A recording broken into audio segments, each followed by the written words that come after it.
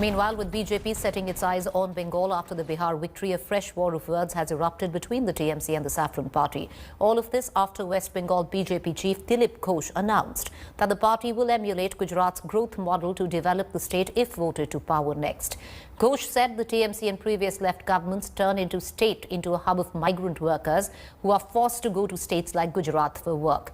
The ruling TMC, meanwhile, has reacted strongly, saying the states like Gujarat are known for encounter killings. Bengal minister and Kolkata mayor Firhad Hakim, while hitting out, in fact, at the BJP, said that they do not want to follow the Gujarat model, which is known for encounters like that of Ishrat Jahan. Remember, Bengal is all set to go for polls next year, and the BJP has already sounded the poll bugle. আমাদের ছেলেমেয়েরা is IPS হতে পারে না। বিমান বাবুরা বুদ্ধ বাবুরা আমাদেরকে এরকম করে দিয়ে গেছে, ঝান্ডা বাহক করেছেন। আর ডাক্তার ইঞ্জিনিয়ার প্রফেসর হবে না, পরিযায়ী শ্রমিক হবে, আর সে চাকরি পাবে গুজরাটে, বাংলায় পাবে না। তাই আমরা এটাকে গুজরাট বানাতে চাইছি। দিদিমণি মাঝে মধ্যে বলেন গুজরাট বানাবার চেষ্টা হচ্ছে, আমরা 100 বার চেষ্টা করব। গুজরাটকে পশ্চিমবাংলাকে গুজরাট বানাবো, আমাদের ছেলেরা এখানে চাকরি পাবে, কাউকে গুজরাট যেতে হবে না। গুজরাটে 2000 মানুষের খুন হয়েছিল। ইশরাত জাহানের মতন অনেকের এনকাউন্টার হয়ে মারা গেছিল। গুজরাট ইউপি হলে ভয় হচ্ছে যে এনকাউন্টারে মারা যায়। এখানে যত বড়ই ক্রিমিনাল হোক তাকে কোর্টে হাজির করতে হয়, কিন্তু ওখানকার নিয়ম হচ্ছে ওরা এনকাউন্টারে মেরে দেয়। সেই জন্য আমরা এটাকে গুজরাট করতে দিতে চাই না, আমরা এটাকে বাংলায় রাখতে চাই। Meanwhile, West Bengal Governor Jagdeep Dhankar too hit out at the Mamata government for political killings in the state. Herein what he has to say.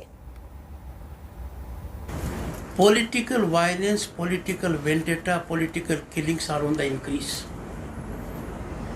5 सितंबर को मैंने राज्य के डीजीपी को पत्र लिखा, आगाह किया कि राज्य में हालात बहुत खराब हैं। तो उन्होंने 2 लाइन का जवाब दिया, अमन चैन है, और मैंने उनको समय सीमा दी 26 सितंबर तक जवाब दीजिए। डीजीपी का जवाब नहीं आया, माननीय मुख्यमंत्री का आया। ये अपने आप ही बहुत महत्वपूर्ण है। मुख्यमंत्री ने कलकत्ता के पुलिस कमिश्नर राजीव कुमार को बचाने के लिए शारीरिक रूप से एक स्टैंड लिया था। इस बार उन्होंने डीजीपी के पक्ष में पत्र का स्टैंड लिया है। I want to connect right now immediately to my colleague Indrajit Kundu joining us for more. Indro, what more can you add? Because this face-off is only intensifying and it's still 5 months to go before election time in the state of West Bengal. Well, absolutely, Preeti. Still 5 months to go, but it seems as if election is just around the corner. As far as West Bengal is concerned, it's going to be a high-voltage fight between the BJP and the Trinamool Congress. We are already seeing an example of it with each passing day, the political rhetoric coming in from both sides, and with even Governor Jagdeep Dhankar, who is now in a sense camping in North Bengal for the past 1 month. He's moving from one district to the other, and each and every day he is attacking the West Bengal state administration and Chief Minister Mamata Banerjee over the law and order situation.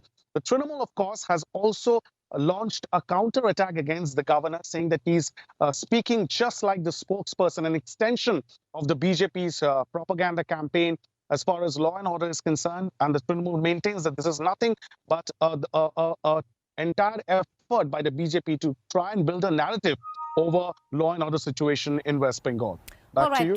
Indra, appreciate you joining us. We're going to continue to come back to you for more, but let's just take our viewers through on what have been the current standoff points between the TMC and the BJP, and it's only building up as the elections intensify in the state, which are supposedly tectonic elections that India has seen in recent times. Well, right at the top is the National Register of Citizens in Bengal. Mind you, viewers, if you remember, the NRC became a massive issue in the state of West Bengal, which was, of course, followed by the CAA. Next is the implementation, which I just said, of the Citizens Amendment Act, which in the state of West Bengal means very different to possibly what the context of India is.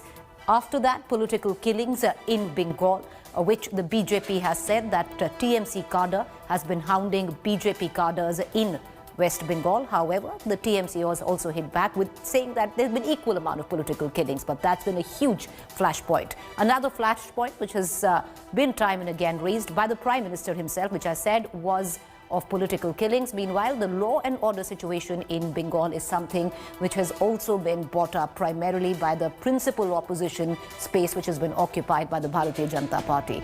Moreover, the alleged central interference in functioning of state government is yet another flashpoint between both the BJP and the centre, where Mamata Banerjee constantly criticizing the centre for interfering in the federal structure of the country or state. Now, this has also led to a direct face-off between the governor and the chief minister of the state of West Bengal. And lastly, a minority appeasement by Mamata government, which BJP has alleged time in and time again, that has become another big flashpoint.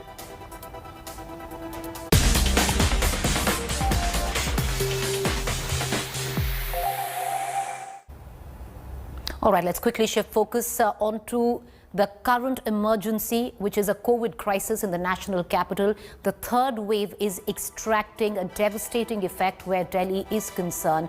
We've seen right now, I just want to take you through numbers right now. Delhi has quickly climbed in the top 3 cities in states, in fact, which have recorded the maximum number of daily spikes. In fact, Delhi right now, viewers, just by the share of these numbers that we're putting out, is the city that is recording the biggest spike on a daily average than any other city in the world, be it Sao Paulo in Brazil, which was recording a high, or even New York. In the last 24 hours, we've seen 6,396 cases and an average growth rate of 1.3%. Active case ratio is 8.5% till now.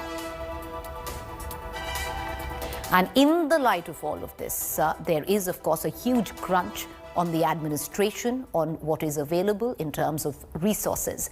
Amidst the dwindling hospital beds in Delhi, Chief Minister Kejriwal visited the Delhi's GTB hospital to assess the situation on ground.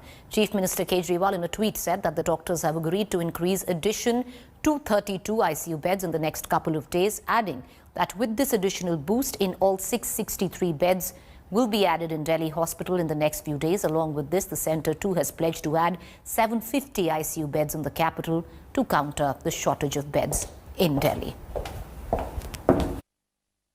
Delhi सरकार के जितने hospitals हैं उनमें हमें उम्मीद है कि अगले कुछ दिनों के अंदर 663 आईसीयू बेड्स टोटल, जो 238 जीटीबी के हैं वो मिला के 663 आईसीयू बेड्स हम लोग अगले कुछ दिनों में बढ़ा देंगे। केंद्र सरकार ने हमें 750 एडिशनल बेड्स डीआरडीओ की फैसिलिटी में देने का एश्योरेंस किया है। उसके लिए हम केंद्र सरकार के शुक्रगुजार हैं। तो लगभग दोनों मिला के 1400 के करीब एडिशनल बेड्स अगले कुछ दिनों के अंदर मैं समझता हूँ आईसीयू बेड्स तैयार हो जाएंगे। Meanwhile, a major row has erupted over Maharashtra Deputy Chief Minister Ajit Pawar's comments on Shiv Sena founder Bal Thackeray's death anniversary yesterday.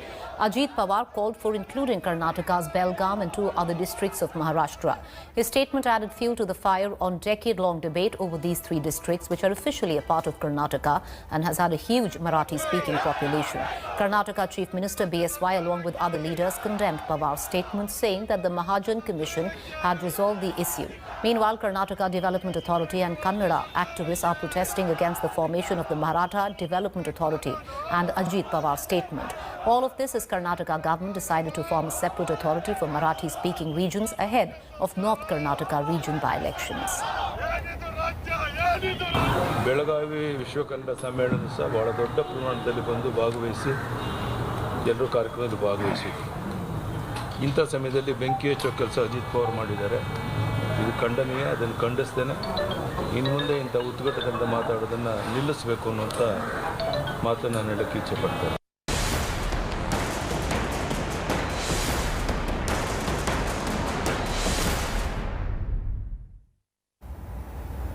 And not very good news. The Lakshmi Vilas Bank has been put under the moratorium till December 16th by the Reserve Bank of India with the bank's poor financial condition. Under the moratorium, depositors can only withdraw up to 25,000 rupees. Even if you are a multiple account holder, you can only withdraw 25,000 rupees. Withdrawals above 25,000 will be allowed in case of unforeseen expenses like medical emergencies, education expenses. RBI said the financial position of the bank has undergone a steady decline over the last 3 years, adding that the financial health of it is expected to worsen in absence of any viable strategic plan, declining advances and mounting non-performing assets. The central bank also announced a draft scheme for merging the troubled lender with DBS Bank. RBI assured the depositors, saying their interests will be fully protected and there is no need to panic. Meanwhile, Congress MP Rahul Gandhi slammed the government, saying that the bank and GDP are in trouble. Inflation was never so high, nor was unemployment. Now, ever since the Reserve Bank of India last night put a moratorium on how much individuals who actually are banking with Lakshmi Bank can actually withdraw, that is about 25,000 for 1 month. A large number of customers have been coming to this particular branch. It's the Bengaluru main branch since morning. That particular amount. In fact, I spoke to some of the customers, and what they tell us is that it will be a bit difficult for them to manage their commitments, because for many of them this is their main branch, and where we are, you have a lot of businessmen who actually use this particular bank for their current accounts. Their money is over here, it's stuck, and what they tell us is that at least now for the next 1 month, this is according to what the RBI has stated, they would have to borrow or make other arrangements in order to get liquid cash, because all their cash is now stuck, so they can only withdraw 25,000. But there are many others who have used this as a savings bank account, and they tell us, provided it's just 1 month, they will somehow manage by borrowing from friends, relatives.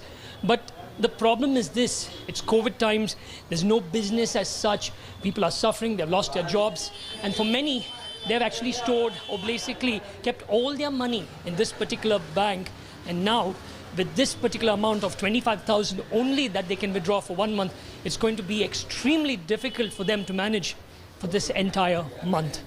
With video journalist Madhuwar, Nolan Pinto, India Today. Meanwhile, it's day 2 of the second phase of the Malabar Exercise. The second phase of the 4-nation exercise includes operations around the Vikramaditya carrier battle group of the Indian Navy and Nimitz carrier strike group of the US Navy. The exercise includes cross-tech flying operations and advanced air defense exercises by MiG-29K fighters of Vikramaditya and F-18 fighters of E-2C Hawkeye from Nimitz. India's fleet is also having does also have the participation of indigenous destroyers Kolkata and Chennai stealth frigate Talwar, fleet support ship Deepak and integral helicopters. The second phase of the exercise will continue till November 20th.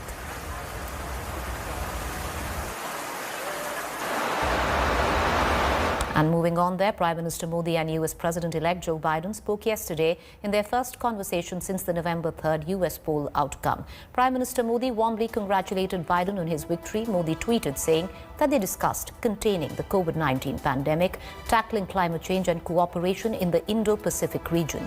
Modi also extended best wishes to Vice President-elect Kamala Harris, the first woman, also the first person of Indian-American origin to be elected to the post of Vice President. Biden's office, in a statement, acknowledged the conversation, adding that the president-elect looks forward to working closely with Modi on shared global challenges. It also mentioned Biden's efforts to strengthen democracy home and abroad. Earlier, Modi had congratulated Biden and Harris on Twitter on the 8th of November, when it became clear that the Democratic Party candidate was set to clinch the presidential elections. Prime Minister Modi and President-elect Biden had a very warm conversation. They discussed about the global strategic partnership which United States and India shares, and they also exchanged views on the Indo-Pacific area. Then they also discussed about the current problem which both United States, India and the world over is facing vis-a-vis the COVID. In that, the role of pharmaceuticals, healthcare, and particularly the vaccines. All right, we're going to go into a quick break. When we return on the other side, we're going to get you our fact check segment. Do stay tuned. Hi everyone, Preeti Chaudhary here. Hope you like this video. For latest news and analysis, like and subscribe to the India Today YouTube channel. And don't forget to press the bell icon to stay updated. Thank you for watching.